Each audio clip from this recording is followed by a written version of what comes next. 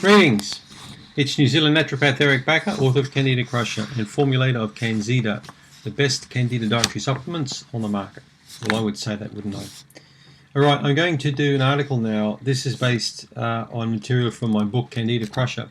I think you're going to find this quite a useful article. It's going to be a comprehensive article, and it's basically on the 12 best tips on how to improve digestive and bowel function. So there are many different ways you can improve how your gut works, but these are probably 12 of the best ways. All right. So again, I'm going to read a little bit from my book, and I'm going to give you, a few illustrations and examples along the way. So my book contains many of these different hints and tips. Right. The first one: add fermented and cultured foods to your diet. So I just wrote in my book about fermented and cultured foods, but now I'm elaborating a little bit more on it. So it makes sense to incorporate these foods into your diet for many different reasons. I've been recommending people eat these sort of foods for over 20 years, long before books came out on body ecology and and different styles of diet, where they were talking about tempeh and kimchi. And I was recommending people eat sauerkraut not long after I started practicing, more than 25 years ago. Excuse me. I've made sauerkraut up for a long, long time, over half my life. It's a fantastic food to eat. I've always eaten yogurt, sour yogurt. Even when yogurt wasn't in fashion, I started to eat yogurt when I was quite young. Yogurt was once very hard to find in supermarkets, and it was considered once like a foreign food. I can remember one of my teachers, quite a well-known naturopath in Australia who taught me naturopathy a long time ago, mentioned that when she first started to look for yogurt in the 1950s in the supermarket, she was told they don't sell that foreign muck here. So they considered these foods quite strange and unusual. They were sort of like considered European foods, and they weren't really available in the US that much in the 1950s at all. They were very hard to get.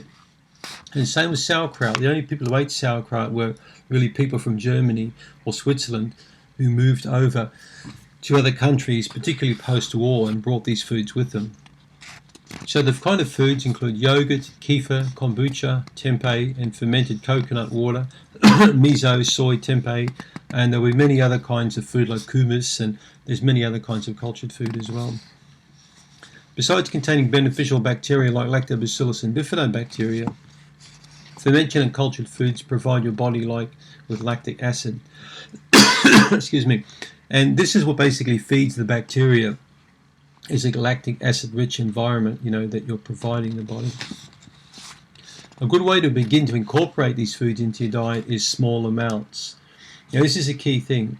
If you haven't really been taking cultured or fermented foods, don't just go crazy on it. In my book, you'll hear me say over and again, always make change slowly but surely. Don't go nuts with any kind of change you make, whether it's exercise or a diet change. You're only going to pay the price and feel terrible for it. So start maybe with 2 or 3 tablespoons of yogurt per day if you're not accustomed to eating yogurt. Start with a small amount of kefir. Don't start with huge amounts straight away. You're going to get sick. It's just really going to affect your gut too much. Be very careful with yogurt in particular, because many brands are laden with artificial sugars. I've seen lots of yogurt containing aspartame and even cane sugar. That's not what you want to do. You don't want to eat fruit and sugar with your yogurt with Candida. All right, just have a sour acidophilus yogurt to start with, in a small amount. Now, many people can tolerate yogurt, even people with dairy problems. If you've got lactose intolerance and you get bad diarrhea, you want to avoid yogurt, but not a lot of people have got lactose intolerance. It's not as common as you think. And the people who do tend to have big problem with cow's milk can often tolerate small amounts of yogurt. All right, but then make sure it's a good yogurt. Always read the labels, and if in doubt, avoid buying yogurt from your supermarket and purchase from organic whole food suppliers. These kind of folk are less motivated to look purely at profit, and many of them are focused on providing you, the consumer, with foods that are actually healthy. That's often why they run good health food shops, especially the organic co-op kind of shops. All right? Farmers markets are another good source. All right, point number 2. Slowly begin adding soluble and insoluble fiber to your diet. It never ceases to amaze me how many patients I've seen over the years who simply don't eat much fruit at all. In fact, in England, about 30% of the population don't eat any fruit at all. No apples, no oranges, nothing. No fruit. Isn't it crazy? 3 out of 10 people. So if you're British, I hope you're one of the 7 out of 10. And as the saying goes, probably for people in America, they don't eat fruit. They'll eat takeaway food, but they won't eat fruit. And then they wonder why they have digestive problems. So they might eat a piece, every 6 months or so, but generally they won't eat. Vegetables they consume are either bought frozen and consumed after having been boiled or microwaved. Fruits and vegetables contain some of the best levels of soluble and insoluble fibers you can get. Okay, so I say here, be sure to read what I've written further ahead in this section on fiber in your diet. There are many ways you can increase the amount of fiber you can take in, but once again, go easy. Don't start going crazy again, because too much fiber can bind you up. It can bloat you. It can create a lot of gas if your body's not used to it, because the bacteria have to break the fiber down, all right? Go low and go slow is my motto when it comes to making any changes in diet and digestion. It is a fact that most people eat a small amount of fiber, about 20 to 40 grams, when compared to people who live in undeveloped nations who eat anywhere from 80 to 120 grams. You've heard me say before, small stools, big hospitals, big stools, small hospitals. Think about it. So start by including small amounts of beans, lentils, fruits, but wait until Candida improves before you eat fruit, especially too much fruit.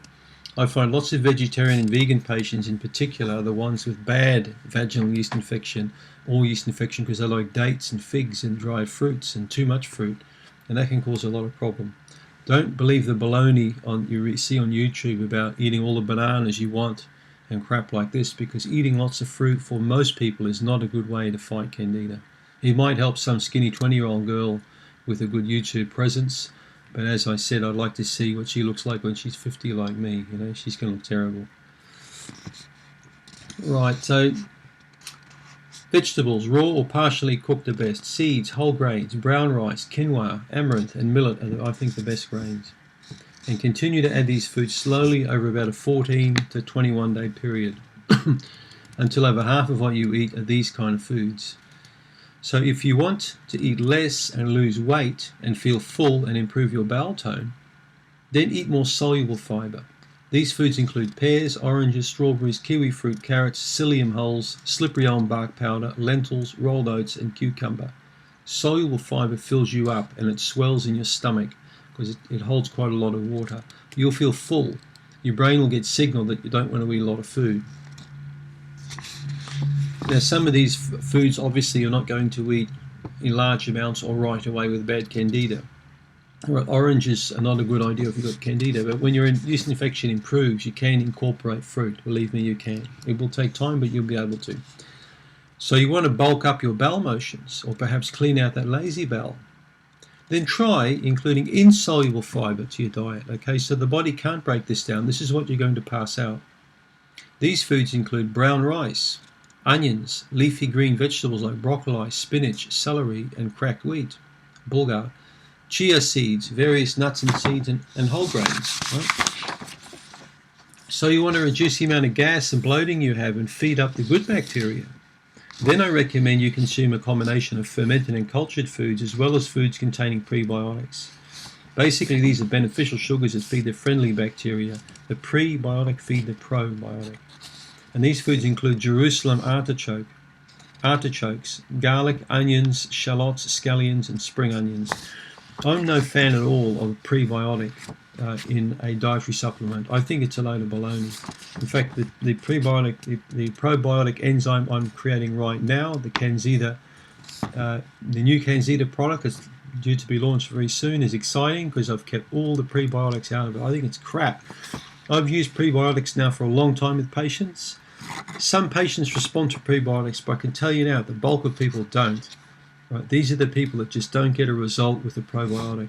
Now, products like 3-Lac and Synthol, there's many of them on the market, and they contain FOS, fructooligosaccharides. Research I've done and experience tells me it is not a good idea to have FOS in your diet if you've got Candida, because Candida patients often have bad bacteria as well, and these sorts of artificial, not artificial sugars, but these sorts of sugars, in theory it sounds good, but they create a problem with people. I much prefer that you get these kind of sugars from foods like onions, okay, and shallots, and also the Jerusalem artichoke, which contains a high amount of natural inulin. Why would you want to take inulin in from a factory source? You don't really want to do that. Cut back on sugar and fat in your diet is point number 3. This is quite a simple achievement. Just reduce the amount of foods you buy and eat which contain sugar and fat. Be sure to read the labels of processed foods you buy to see how much sugar and fat they contain. It won't be difficult for you to do this if you prepare most of your own meals. So, I cook all my own food. I rarely eat out. If I do eat out, it's going to be something like sashimi, like raw fish, maybe some seaweed. I'm quite fussy with what I eat, like a lot of people are. I don't like eating crappy foods. I hate processed foods. Sure, I go to parties like you do, and I'll eat potato chips and have maybe a beer or something like that, but this is not really a regular thing with me. This is something I do every now and then. The problem with foods containing sugars and fats is that they will also contain all manner of chemicals, like artificial colours, flavours and preservatives that you may not be aware of, especially these foods if they're highly processed foods. The less of these foods you consume, the better your digestion will work, and the more likely you'll be able to build good levels of beneficial bacteria. And this will make it easier for you to crush a Candida infection. Okay, so eat natural foods, not processed foods. Drink water, point number 4, basic stuff. This sounds like a simple tip, but again, I've not seen many people achieve good levels of water for prolonged periods of time. Your digestive system will work so much better when you do, and you'll be quite surprised how much better you feel overall when you're more hydrated. Especially your stomach, pancreas and intestines will work better, and although no proof exists that water actually aids digestion, I've certainly noticed that those with a yeast infection who drink water and not much coffee, tea and especially no alcohol appear to have much less bother with many kinds of digestive problems. Remember also that when you slowly add more fiber to your water, tip 2, it really pays off to drink more water. Okay? The best approach is improving our digestion is to cut back on sugary, salty and fatty foods, increase vegetables and some fruits as you improve, whole grains you consume, fiber, and drink water every day. Try this for 21 days and watch what happens. You're going to be blown away. All right? Basic stuff, folks. It's all basic stuff, but no one does the basic stuff right. They follow all these stupid harebrained schemes and weird diets, and and they get no results, and eventually they come and talk to me. Common sense isn't common. I use that phrase quite a lot. 5. Eat 3 large meals a day. Eat several smaller meals instead of, avoid 3 large meals a day and eat smaller meals. Don't have large meals. I just had some lunch. I had an avocado and about 7 Brazil nuts. That's just a snack for me, so I don't tend to eat big meals anymore. I tend to eat smaller meals every now and then, all right? I find it better. So the whole idea of 3 major meals is not really a good idea for a lot of people. Keep your digestion a bit on the lean and hungry side, and occasionally skip a meal and just have something very light. Did you know that one of the best kept secrets for crushing Candida permanently is to improve the ability of your digestive system to produce enzymes? Many high-quality Candida supplements contain enzymes. Now, why would that be? Think about it. Why would enzymes improve Candida? It's because enzymes can help to bust open the walls of yeast, bad bacteria, and nasty bugs, which can invade your digestive system. By eating smaller meals more frequently, you avoid overloading your gut, and because your body is better at digesting smaller quantities in one sitting, you'll be improving the way your digestive organs perform. Right? First, you'll need to figure out how much food you need to eat at a meal, and then try and keep your regular schedule that your body can adjust to. This could take about 2 or 3 weeks before you get used to eating like this. The more keen your digestion, the better it's going to work. And the better your digestion works, the more likely you're going to be able to crush Candida. 6. Eat small amounts of lean protein. Look at the palm of your hand. And if you're a meat eater, that's the size of the piece of meat you should be eating every day. Right? Many adults simply eat too much meat and the portion sizes are too big. While protein is essential for good health, you'll find that smaller amounts of protein are less likely to cause digestive discomfort like heartburn, bloating or gas. Right? And they're much quicker to digest as well.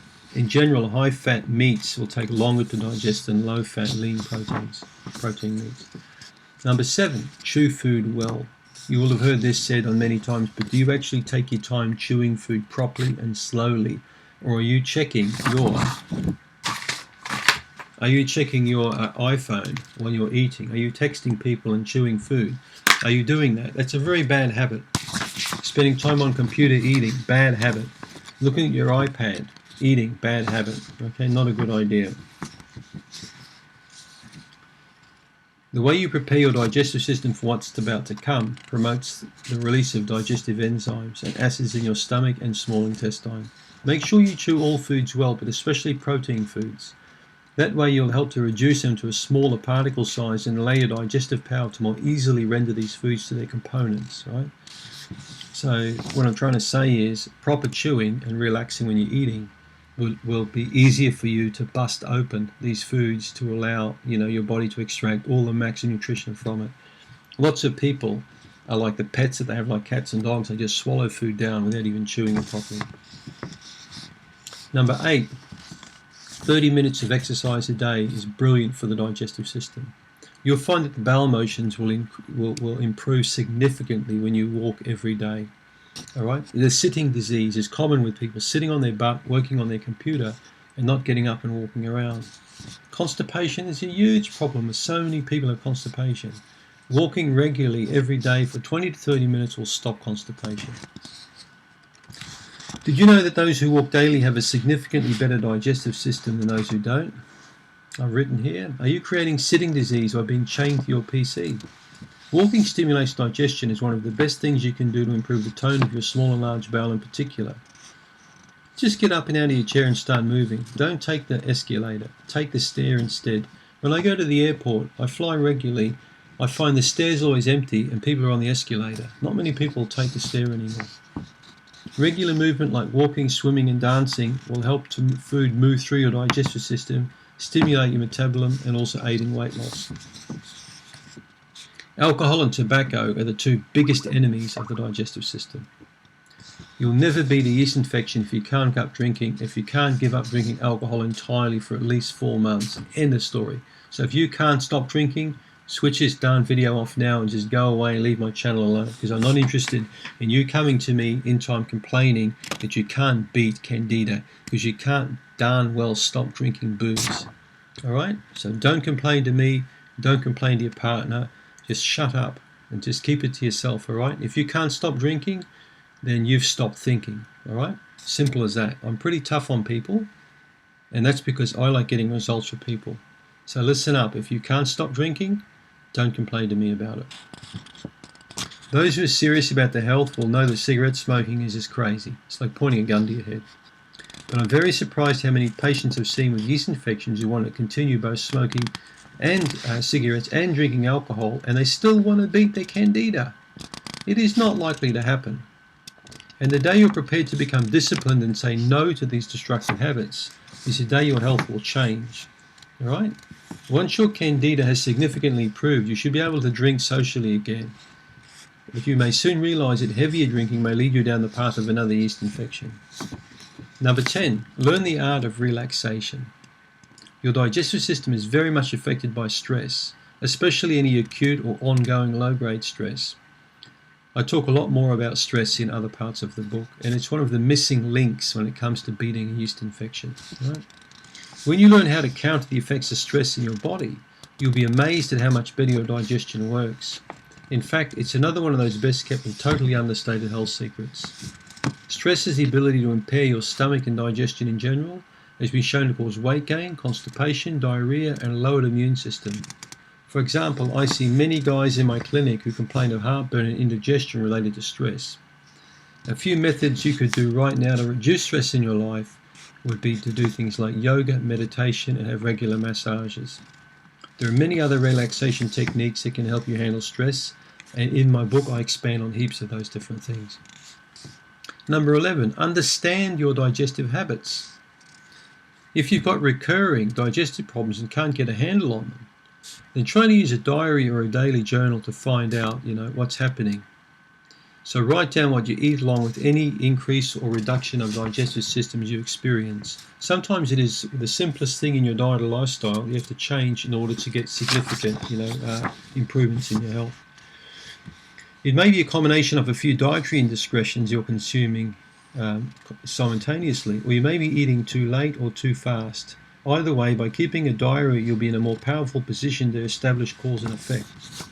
And the last one, number 12, don't treat yourself, go and see somebody, right? Okay, so you've made all the changes, you're exercising, you're learning to relax, you're drinking more water, eating plenty of vegetables, you're chewing slowly, you're taking your time, you're understanding technology can screw you up, you've stopped drinking booze, you're eating lean meats, but you still don't feel quite right. What the heck's going on? Maybe you should go and contact someone, go and see someone to see what's wrong. You might need testing. There might be some underlying problem, right? It could be staring you right in the face. It could be something you're doing right now and you don't really see the link between cause and effect. I'm always open to seeing new patients. You can always see me. I'm one of the few people I know on YouTube, that has a significant profile with my writing and my work, and I still see clients and I still don't rip people off. I charge a very reasonable fee for my consultation. So you can always contact me through ericbakker.com. And you can also find my book now, consultation button, on yeastinfection.org on the homepage. So I'm always happy to work with you. Otherwise, I'm happy to give an expert opinion alongside your medical doctor or naturopathic doctor or chiropractor. Or I have consultations with many clients in now about 70 countries around the world on a regular basis. So I'm happy to see you. The other thing I'd like you to do is, if you haven't already done it, is to please complete my survey. If you go to candidacrusher.com, you'll find one of the boxes is take the quiz. So please take the quiz. It's a fantastic quiz. It's going to show you if you've got mild, moderate, or severe yeast infection and give you a score. All right, then it's up to you to really do something about it. Also, a reminder is to make sure you check out my Candida range of dietary supplements at Candida with an X, candida.com.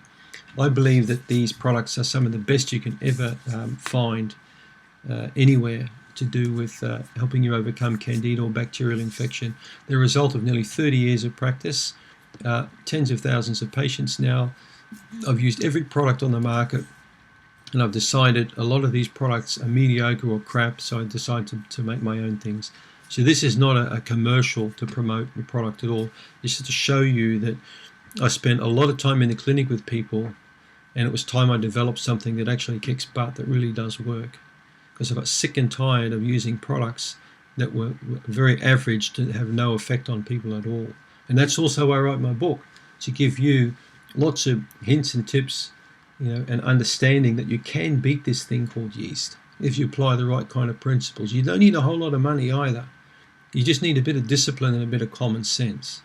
And that's what a lot of things boil to in life, Never giving up, using the correctly defined principles and implementing them long enough to get outstanding results. And if you apply those principles to your relationship, making money, improving your health, whatever it is you do in life, if you do that, you're going to become a winner.